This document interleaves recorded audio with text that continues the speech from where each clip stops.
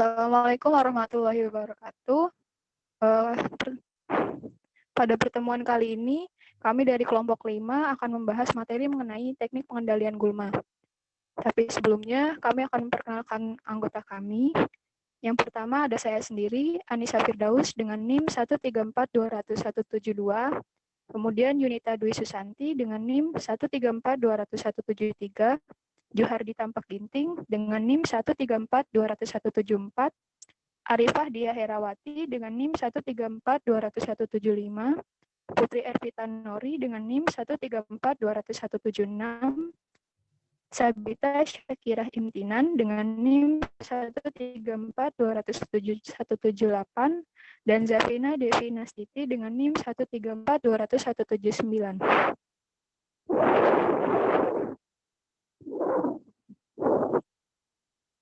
Selanjutnya mengenai pengendalian gulma. Pengendalian gulma adalah usaha yang dilakukan untuk menekan laju perkembangbiakan gulma agar tidak mengganggu tanaman budidaya. Dalam kurun waktu yang panjang, kerugian akibat gulma dapat lebih berat daripada kerugian akibat hama ataupun penyakit. Oleh karena itu, untuk menangani masalah gulma, maka perlu dilakukan identifikasi gulma yang dimaksudkan untuk membantu para petani dalam usaha menentukan program pengendalian gulma.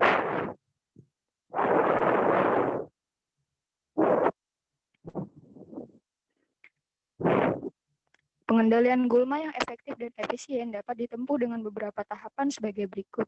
Yang pertama adalah mengidentifikasi jenis gulma secara akurat, sehingga dapat diketahui jenis gulma dominan yang perlu dilakukan pengendalian.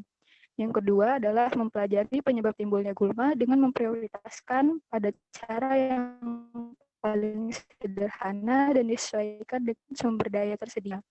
Kemudian adalah mengutamakan pengendalian gulma secara kombinasi dari 2 atau lebih cara pengendalian. Dan yang terakhir adalah membandingkan alternatif cara pengendalian gulma berdasarkan optimasi waktu, biaya, kemudahan pelaksanaan, serta resiko terhadap kerusakan lingkungan. Selanjutnya, teknik pengendalian gulma. Yang pertama, pengendalian secara mekanik. A. Mencabut gulma. Mencabut gulma dengan tangan atau dengan bantuan peralatan, baik peralatan sederhana maupun peralatan mekanisasi atau traktor. Pengendalian mekanik dengan mencabut dilakukan dengan bantuan peralatan sederhana untuk mencukir sebelum kemudian gulma dicabut. Pengendalian mekanik dengan bantuan traktor dilakukan dengan melengkapi traktor dengan peralatan khusus untuk menjepit batang gulma sebelum kemudian menariknya.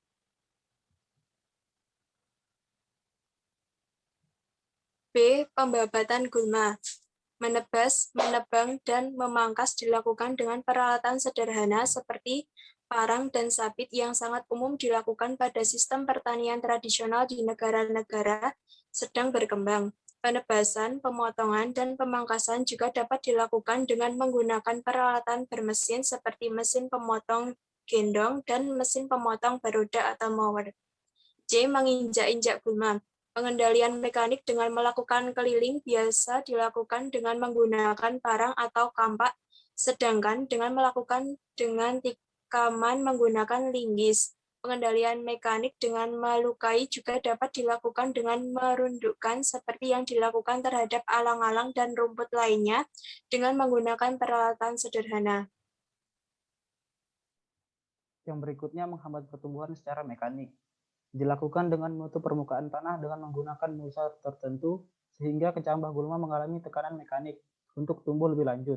Misalnya dengan menggunakan mulsa plastik untuk menutup permukaan bedengan. Yang E. Menggunakan peralatan mekanik pengelolaan tanah.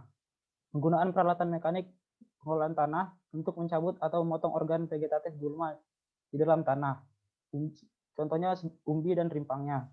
Pengendalian mekanik dengan teknik ini dapat dilakukan secara sederhana dengan mencangkul dan membajak tradisional atau secara mekanik dengan mentraktor.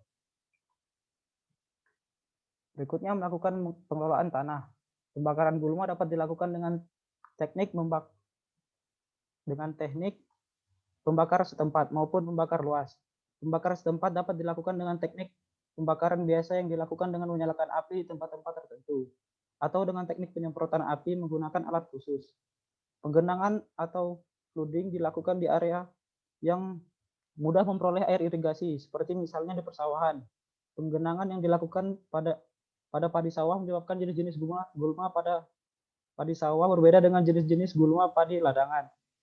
Selain pada budidaya padi, teknik penggenangan juga dapat dilakukan pada budidaya tanaman lain dengan cara menggenangi tanah cukup lama sebelum kemudian diolah.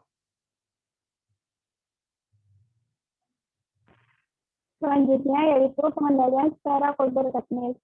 Yang pertama, rotasi tanaman atau crop rotation merupakan sistem budidaya tanaman dengan cara menggilir atau menanam lebih dari satu jenis tanaman yang berbeda dalam waktu yang tidak bersamaan. Tujuannya untuk memanfaatkan tanah, air, sinar matahari, dan waktu yang optimum sehingga diperoleh hasil yang memadai. Teknik ini mencegah terakumulasinya patogen dan hama yang hanya menyerang satu spesies saja. Yang kedua adalah sistem pertanaman atau cropping system. Sistem yang menyangkut segala sesuatu yang berkaitan dengan aktivasi produksi tanaman dalam suatu sistem usaha tani. Cara bertanam dari monokultur ke polikultur akan berpengaruh pada spesies gulma yang tumbuh sehingga menimbulkan perbedaan interaksi serta kompetisi. Selanjutnya, pengaturan jarak tanam atau crop density. Pengaturan jarak tanam yang rapat akan meningkatkan daya saing tanaman terhadap gulma karena tajuk tanaman menghambat pancaran cahaya ke permukaan lahan sehingga pertumbuhan gulma menjadi terhambat. Di samping juga laju evaporasi dapat ditekan.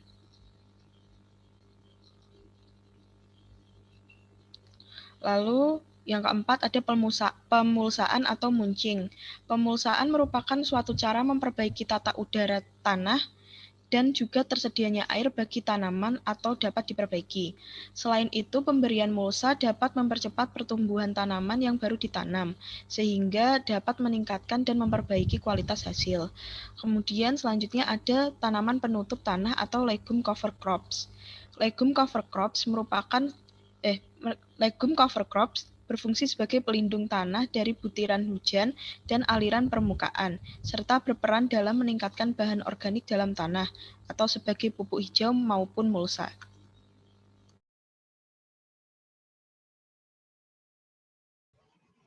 Selanjutnya, pengendalian hayati, biologi, merupakan pengendalian gulma dengan memanfaatkan musuh-musuh alami baik hama, penyakit, ternak, ikan, dan sebagainya guna menekan pertumbuhan gulma.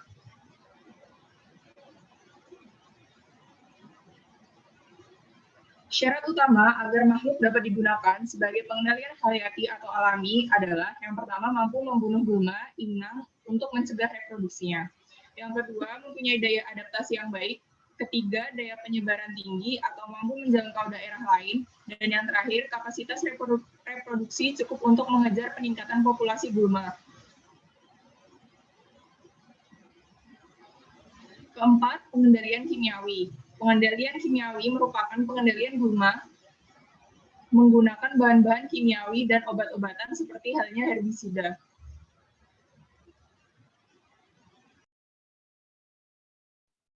Selanjutnya ada pengendalian terpadu.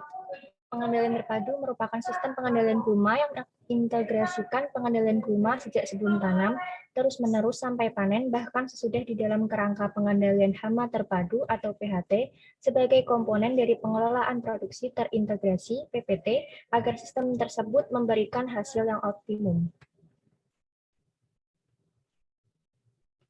Kemudian elemen penting pengendalian terpadu meliputi yang pertama patogen tanaman dan serangga untuk mengendalikan gulma secara selektif, kemudian varietas yang memiliki daya kompetisi dan toleransi terhadap herbisida beserta residunya yang tinggi, terakhir informasi mengenai interaksi secara kimia dan biologi yang terjadi antara pestisida dan organisme.